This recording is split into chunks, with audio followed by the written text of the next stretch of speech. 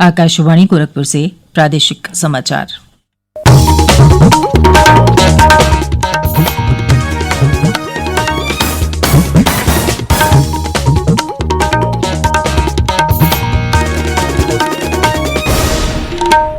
नमस्कार। समाचार बुलेटिन के साथ मैं सुकीर्ति अस्थाना। पहले मुख्य समाचार। प्रधानमंत्री नरेंद्र मोदी आज वीडियो कॉन्फ्रेंसिंग के जरिए वाराणसी में कई विकास परियोजनाओं का करेंगे उद्घाटन और कई की रखेंगे आधारशिला। मुख्यमंत्री योगी आदित्यनाथ ने मुख्य सचिव और पुलिस महानिदेशक को ब्लॉक, थाना तथा तहसील स्तर पर आम जनता की समस्याओं का त्वरित एवं प्रभावी निस्तारण सुनिश्चित करने को कहा। मुख्यमंत्री ने आने वाले त्योहारों को देखते हुए कोविड संक्रमण को लेकर पूरी सतर्कता बरतने का दिया है निर्देश। और प्रदेश में कोविड से स्वस्थ होने की दर बढ़कर 93.95% हुई।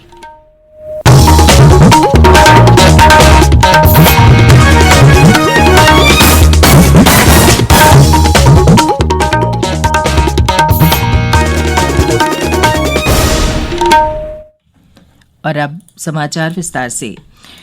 प्रधानमंत्री नरेंद्र मोदी आज वीडियो कॉन्फ्रेंसिंग के जरिए वाराणसी में कई विकास परियोजनाओं का उद्घाटन करेंगे और कई की आधारशिला रखेंगे। इन परियोजनाओं की कुल लागत 614 करोड़ रुपए है।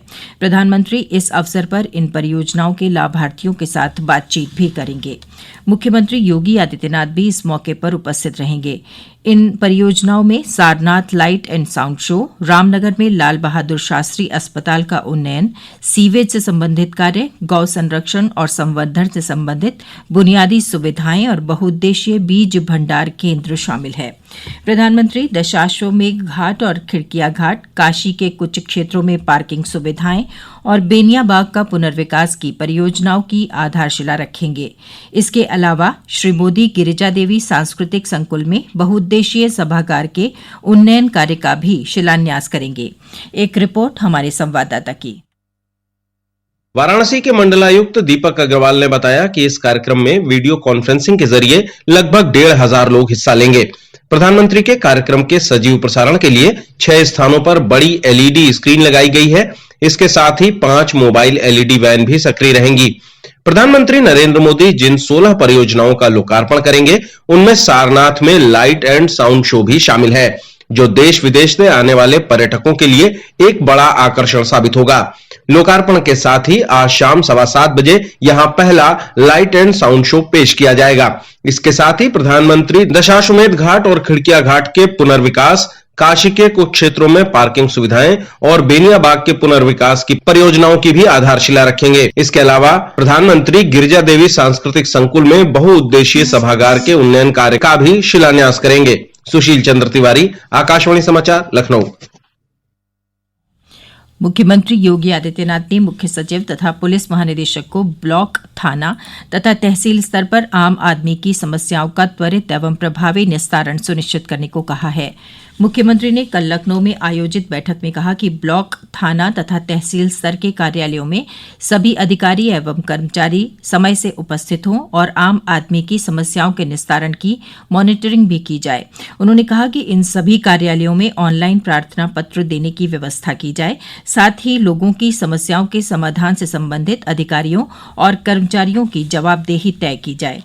मुख्यमंत्री ने कहा कि राज्य सरकार लोगों की समस्याओं के त्वरित एवं प्रभावी निस्तारण के लिए प्रतिबद्ध है। इसमें किसी भी प्रकार की लापरवाही बर्दाश्त नहीं की जाएगी। मुख्यमंत्री योगी आदित्यनाथ ने कहा है कि धान क्रय के लिए स्थापित केंद्रों पर किसानों को कोई असुविधा नहीं होनी चाहिए और न्यूनतम समर्थन मूल्य योजना का पूरा लाभ उन्हें मिलना चाहिए। मुख्यमंत्री ने कल लखनऊ में उच्च अधिकारियों के साथ बैठक में कहा कि किसानों को पराली जलाने से होने वाले पर्यावरण प्रदूषण के संबंध में जागरूक करते हुए उन्हें इसे न जलाने के लिए कहा जाए।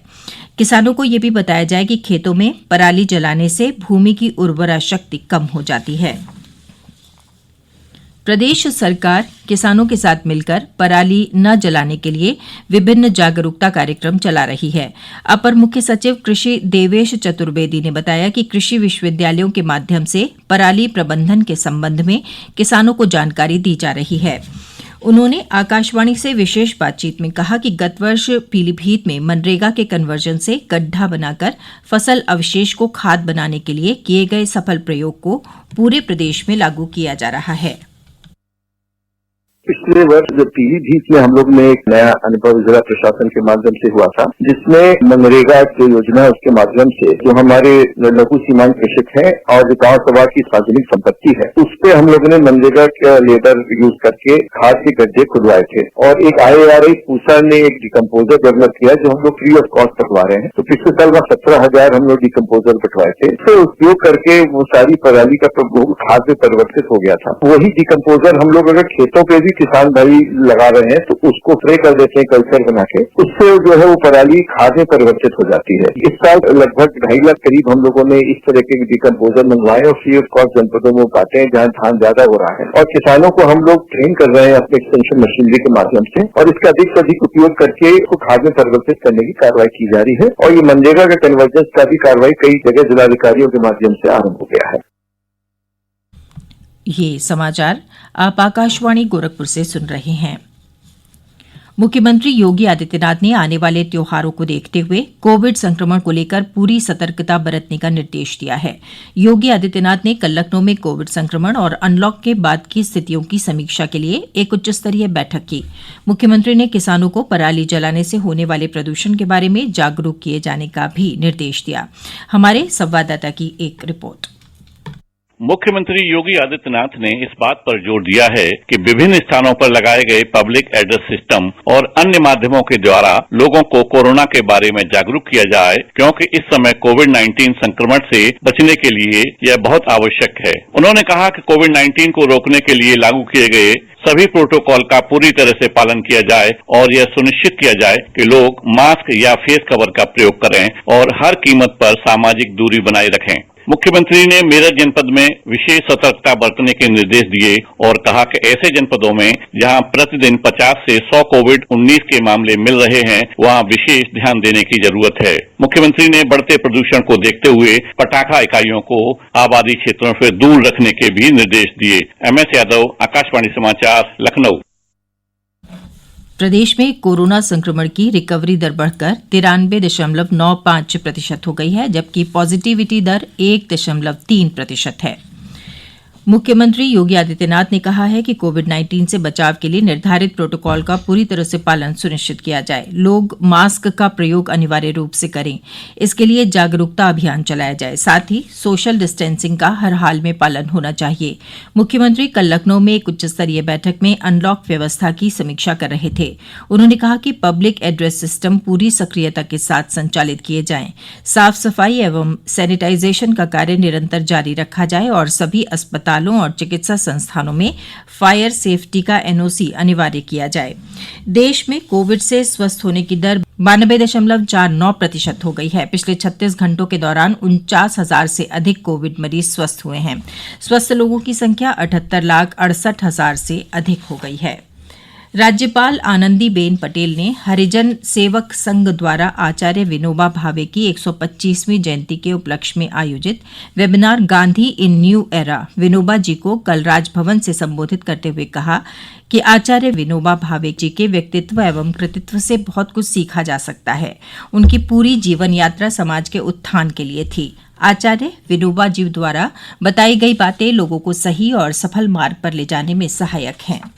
खादी एवं ग्रामोद्योग बोर्ड कार्यालय में माटी कला बोर्ड की ओर से आयोजित 10 दिवसीय माटी कला प्रदर्शनी में तीसरे दिन कल लगभग 2,60,000 रुपए से अधिक उत्पादों की बिक्री हुई।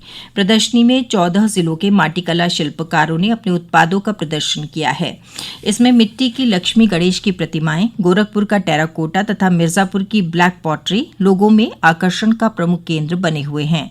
इसके अतिरिक्त मिट्टी से निर्मित डिजाइनर दिए, मूर्तियां, बर्तन, कुकर, कढ़ाई तथा पानी की बोतल भी लोगों को खूब पसंद आ रही है।